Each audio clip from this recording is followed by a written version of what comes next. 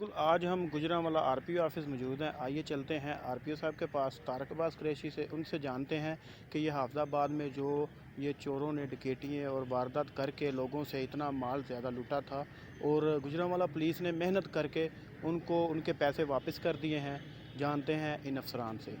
بات میں کل ہماری ایک بڑی زبردست سیریمنی ہوئی جس میں تقریباً 3.5 کروڑ روپے کا مال جو ہے وہ شہریوں کے حوالے کیا گیا. اس میں تقریباً 1 کروڑ نقدی تھی اور تقریباً 2.5 کروڑ گولڈ، 4 گاڑیاں، 2 ٹریکٹر، 25 موٹر سائیکل اور تقریباً 30 مویشی تھے.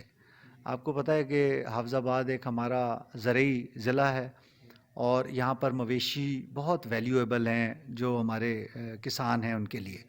تو بہت اچھی پرفارمنس رہی ان کی. اس کے ساتھ ساتھ میں آپ کو یہ بتاؤں کہ گجرانوالہ پولیس نے بھی تقریباً سارے میجر کیسز جو تھے وہ ورک آؤٹ کیے ہیں. بہت اچھی پرفارمنس ہے ان کی بھی اور بہت محنت کے ساتھ کام کر رہے ہیں اور کوشش کر رہے ہیں کہ تمام تر پریشر کے باوجود جو لوگ ہیں جن کے ساتھ کوئی کرائم ہوتا ہے ان کی حق رسی کر سکے اور ان کی اسٹولن پراپرٹی ان کو واپس کر سکے. Thank you. اس طرح آپ نے سنا آر پی او گجرانوالہ طارق عباس قریشی کا کہنا تھا کہ یہ چوری ڈکیتی وارداتوں کو روک کر پولیس دم لے گی اور پولیس نے آگے عوام الناس کے ساتھ شانہ بشانہ کھڑے ہونے کا عزم کیا ہے. کیمرہ مین بختیار احمد کے ساتھ اسکائی نیوز گجرانوالہ.